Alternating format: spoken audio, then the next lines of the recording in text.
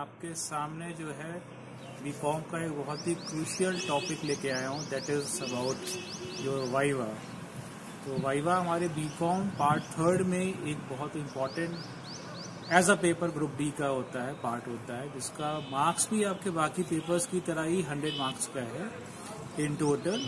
और आज मैं आपके सामने कुछ टिप्स इससे रिलेटेड शेयर करने जा रहा हूँ, जिसको आपको अपने वाइवा के समय ध्यान रखना है। ये जो फर्स्ट ईयर में भी हैं, सेकेंड ईयर में भी हैं, इस वीडियो को देखें, और जैसे थर्ड ईयर में जब वो आए तो उनको इससे काफ़ी आसानी महसूस हो। तो थर्ड ईयर वालों के लिए स्पेसिफिकली, क्योंकि अगले 12 तारीख को उनका एग्ज़ाम ख़त्म हो रहा है और उसके बाद उनको ये वाइवा फेस करना है।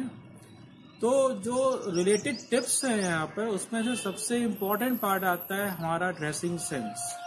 तो हम किस तरीके का ड्रेस वियर अप कर रहे हैं जिस दिन वाइवा होता है। कई बार हम लोग कैजुअल वियर्स पे आ जाते हैं।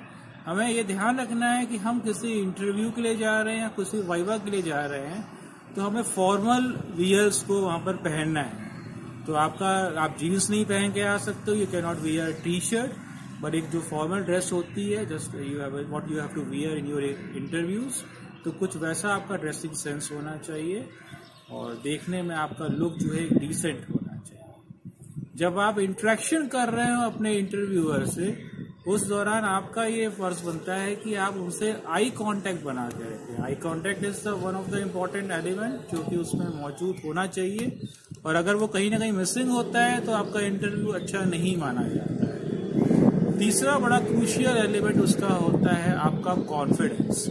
जब भी आप कोई अपनी बात रखिए तो वो पूरे कॉन्फिडेंस के साथ रखिए। हाँ, ये है कि सपोज करिए कि जरूरी हर बार नहीं कि जितने क्वेश्चंस आपसे उस 5-10 मिनट में पूछे जाएं वो सभी आपको आ रहे हैं, पर जितने आते हैं उसको आप सही तरीके से जितना आप बता सकते हैं उसके आंसर्स दीजिए। जो नहीं आ रहा है, just say a simple sorry for that, and उसके बाद एग्जामिनर आगे के क्वेश्चन में मूव कर जाएगा। कई बार आप बच्चे मुझसे ये बराबर पूछते रहते हैं कि सर, जब हम अपना पहला ये वाइवा देने जा रहे हैं तो उसमें किस तरीके के क्वेश्चंस आएंगे।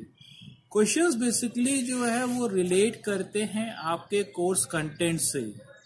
तो कोर्स कंटेंट मीन्स यहाँ पर केवल थर्ड ईयर से ही नहीं है, बल्कि आपने इस पूरे बीकॉम के दौरान जितने पेपर पढ़ रखे हैं उसमें कहीं से भी कुछ भी आपसे पूछा जाता है। हाँ, जस्ट एक एग्जामिनर आपको एक सपोर्ट करने के लिए, कोऑर्डिनेट करने के लिए ऐसा कर सकता है, वो आपसे ये पूछ सकता है कि आपके किन पेपर्स पे कमांड है, और जिस पेपर पे कमांड है आपके, आप उस पेपर को बताइए। तो वो क्वेश्चन फिर कहीं ना कहीं उन्हीं चीज़ों से रिलेट किया जाता है। जिस दिन आप एग्जाम के लिए आए, वाइवा के लिए आए अपने ग्रुप डी के, उस दिन का न्यूज़पेपर जरूर पढ़ लीजिए। कभी का कुछ जनरल अवेयरनेस के कुछ करंट टॉपिक से रिलेटेड चीज़ें भी पूछ ली जाती जब आप अपने सब्जेक्ट के टॉपिक को क्लियर करके नहीं बता पाते हैं। तो उस केस में कभी कभार उस दिन का करंट टॉपिक से रिलेटेड, या जो चीज़ें बहुत, या कोई बहुत अच्छी पर्सनैलिटी है जिसके बारे में काफ़ी चर्चाएं इसमें न्यूज़ चैनल्स पे हो रही हैं, तो उनसे संबंधित चीज़ें या क्वेश्चंस भी आपसे पुटअप किए जा सकते हैं। तो ये कॉम्प्रिहेंसिव स्ट्रक्चर होता है जिसके बेसिस पे आपको ऑब्जर्व करके आपका एग्जामिनर जो है वो आपको 100 मार्क्स पे जज करता है। और अगर आपने यहाँ एक अच्छा मार्क्स स्कोर कर लिया तो डेफिनेटली आपके बीकॉम के परसेंटेज पे ये बहुत बड़ा एडवांटेज या प्लस पॉइंट है।